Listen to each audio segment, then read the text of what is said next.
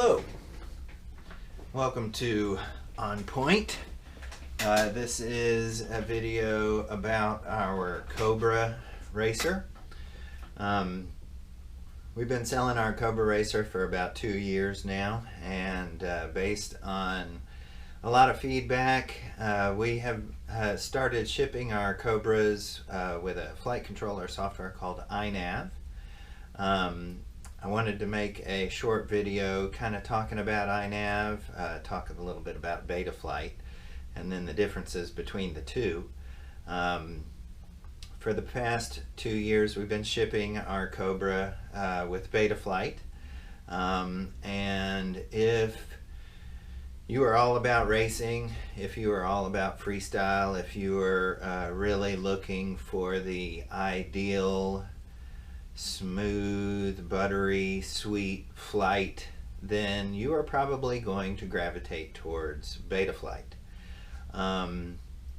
If you are more education based, which is one of the motivators as to why we made the switch, but if you're education based, if you're looking to do a little bit more not specific to racing, but other types of mission planning or waypoints or any of those things, then INAV kind of fits into that a little bit better.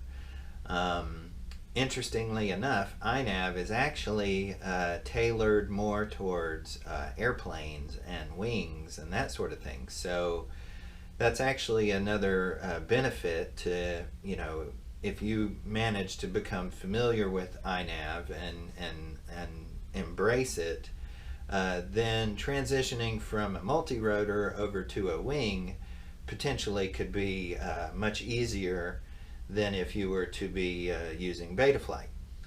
And then furthermore, we do sell to schools, middle schools, high schools, and that sort of thing, and a lot of the teachers that reported back to us, we're not familiar with the fact that, they are a little bit more squirrely. They do, they're racing drones, and so the throttle is definitely sensitive, and, in the wrong or in untrained hands, a Cobra could be something that potentially could be dangerous if you cannot control the craft. We definitely push simulator training first, and then we have a Scout, a micro racing package that we push as a somewhat of an intermediate training level, go from the simulator to micros, and then graduate into the 5-inch racing drones. But I've gotten a little bit off topic, because one of the other main reasons that we wanted to go to INAV over BetaFlight was the fact that INAV gives you a position hold switch, it gives you a return home switch, it gives you, a little bit more safety, a little bit of a emergency get out of jail free card kind of scenario, where maybe if you're getting a little unfamiliar or unhappy or uneasy about how things are going, you can always flip the switch into position hold, regain your faculties, and then go back about what it is you were doing.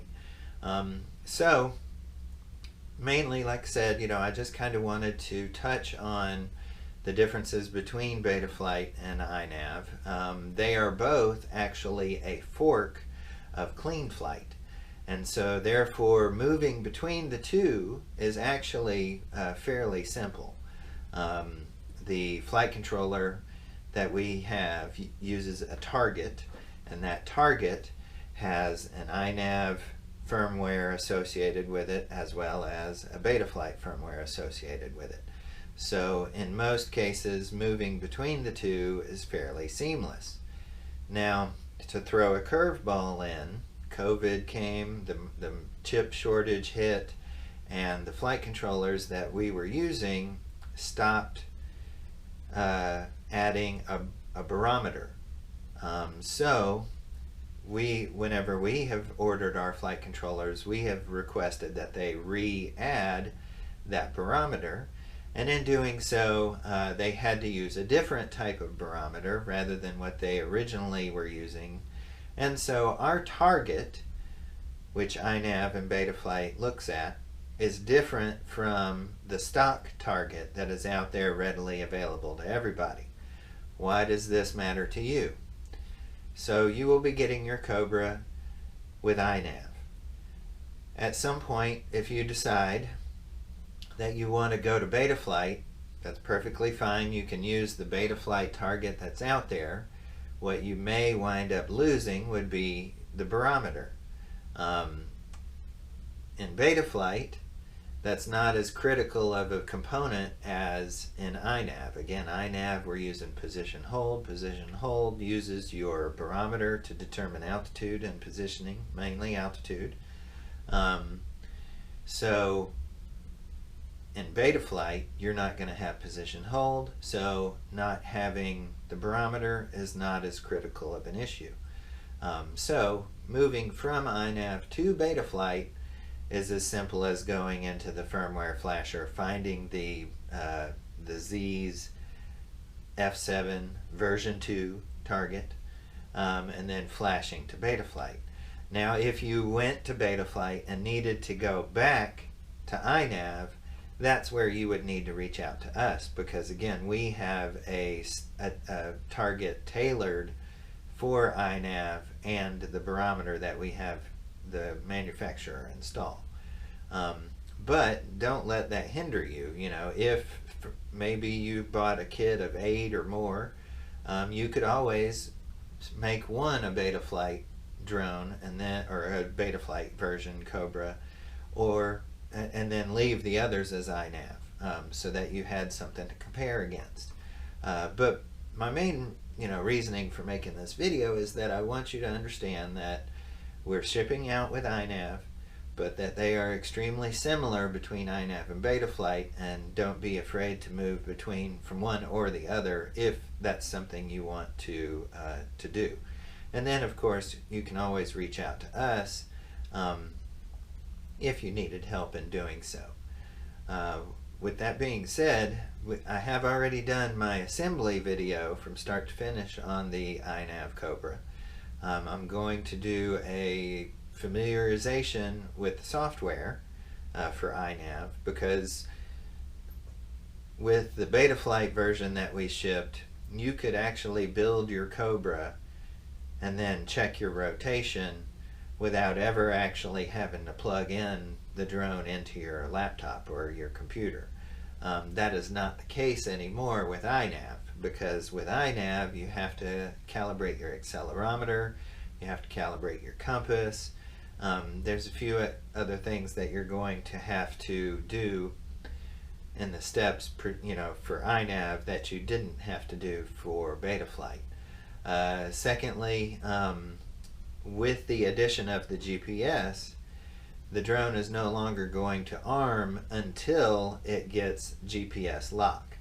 So you will go out to your field, you'll turn on your remote control, then you will turn on your drone, you will set it in place, and then you'll go back to your safe spot wherever you guys are, your chair or whatever, 50 to 75 feet away from your drone. You'll go back to your safe spot, and that's where you will arm, and you should have GPS lock by the time that you get situated and get ready to go. At that same time, it also sets its home point and that sort of thing, which you definitely want to give time for that to happen, because if you ever went to return to home, if you did your return to landing switch and didn't give it time to acquire its home point, it's going to go to wherever the last home point was, which potentially could be here in Dallas, Texas. So again, always make sure when you plug in your drone, give it ample time to get GPS lock and to establish a home point before you ever arm it to go to fly. With that, I'm going to go ahead and close this one out. I didn't want it to be a super long video. It's mainly just to familiarize you between INAV and BetaFlight, and try to dispel any sort of fears or concerns or anything like that. Next, I will be doing an operational video where I want to go over each one of the tabs in INAV, and then also want to cover, try at least to cover how to do smart audio and turtle mode, because those are both things that you will need for racing. The challenge is that doing them over video is a little bit harder than doing them in person.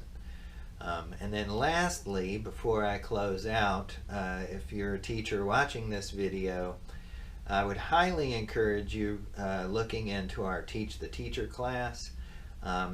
The other thing that I've learned over the last 2 years of selling Cobras is most of the teachers expect it to fly like a commercial DJI type photography drone, and racing drones just aren't going to fly that way. And so we found it extremely useful to offer a Teach the Teacher class where a teacher can come, they can build either a Scout or a Cobra. They'll get some goggles to use of their own, they'll get a receiver, and they can actually leave the class having a built quad for them to play with at home or in class to get familiar with it. Because I've definitely found that if you enjoy this and are not scared of it, the kids will follow suit. And with that, thank you for watching. If you have any comments, please post them in the comments below, and subscribe to our channel so that you can get updated videos whenever we put them out. Thank you.